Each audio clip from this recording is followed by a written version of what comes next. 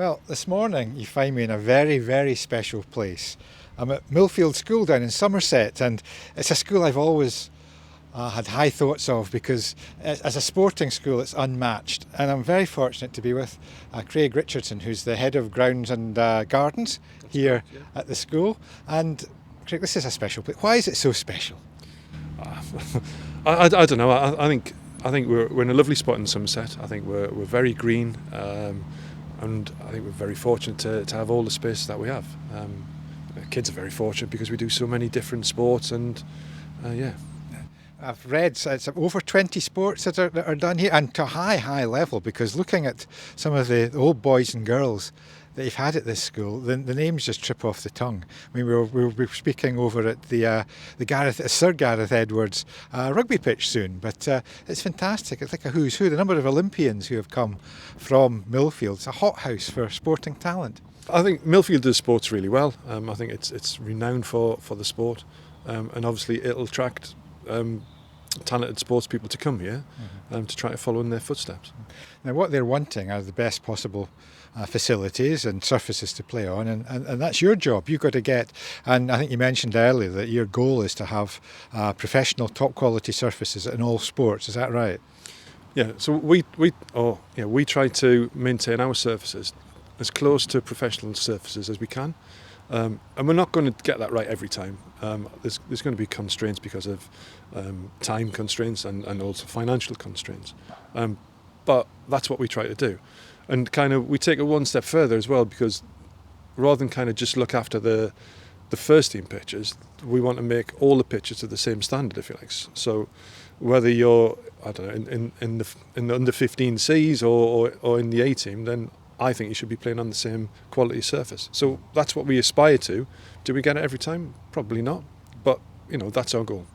Now, when you have your staff, you understand you've got 20 plus staff to look after the pitches and the gardens as well. Yeah. Now, do they all work on every surface, or do you have specialists? So the vast majority of the guys and girls will work on all surfaces.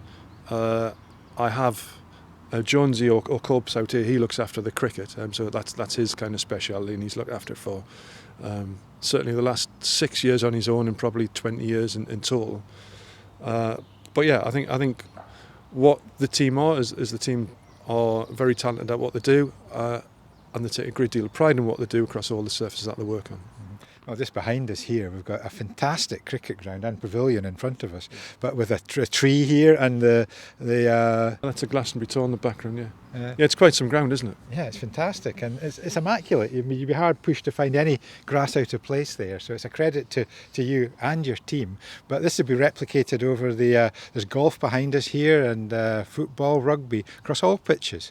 That's certainly what we try to do. I think the difficulty, Scott, is trying to get it right and at the same quality all the time, because clearly you've only have so many staff, and because the site's so large, we can't have all the areas singing at the same time, if you like. Yeah. So we had open day last Saturday, and that's the culmination, if you like. So you want to get everything right for that Saturday. So if you came on Friday, as we left Friday at 5 o'clock, I think everything was kind of as we'd want it, and then we've got it's our summer celebration where the parents come in next Friday and Saturday. So again, that'll be the culmination of our work for the year, if you like. Now, I was thinking that as standards in the industry have risen all the time, they're getting better. Yeah. Is that great for you because you can present better surfaces, or is there a pressure there to say, well, the bar keeps going up and we've got to get over that bar, and if that means more training, more better techniques, more equipment, is that something that weighs on you, that you've got to achieve all of that? No, I don't think it weighs on us. I think you can only do what you can do. I think that we're limited by the soils that we have, the drainage that we have, the irrigation that we have, and the finances that we have. We're not a Premier League football club who can perhaps spend a lot of money on fertilisers and the latest technology, etc. But it does give us something to shoot at, and I think that's what we should all be doing. We should all be trying to improve ourselves and to improve the surface that we are given whether it's the customer, the pupil, or whoever it might be. Now, I know you came to the school from Bristol City, not far away, and that 7 years ago, and what you've introduced since then, you brought in phrase mowing, you brought in improved irrigation and drainage, was that right? Yeah, that's kind of what I did in the first year or two.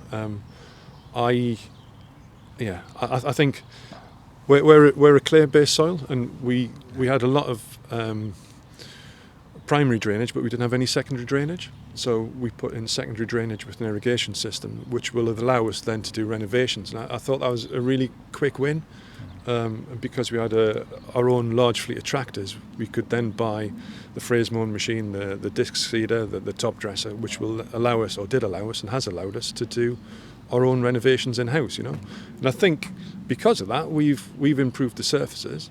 And it protects the investment, it protects that drainage investment that we put in.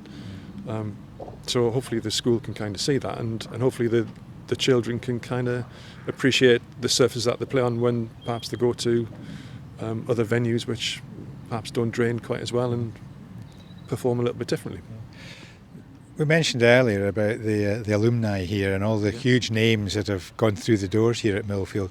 Does that give you a certain degree of pride when you see someone that maybe started out here and they're playing at international level or going to the Olympics? Does that give you a sort of warm feeling inside of achievement? Well, yeah, I guess I think so. I'm not too sure.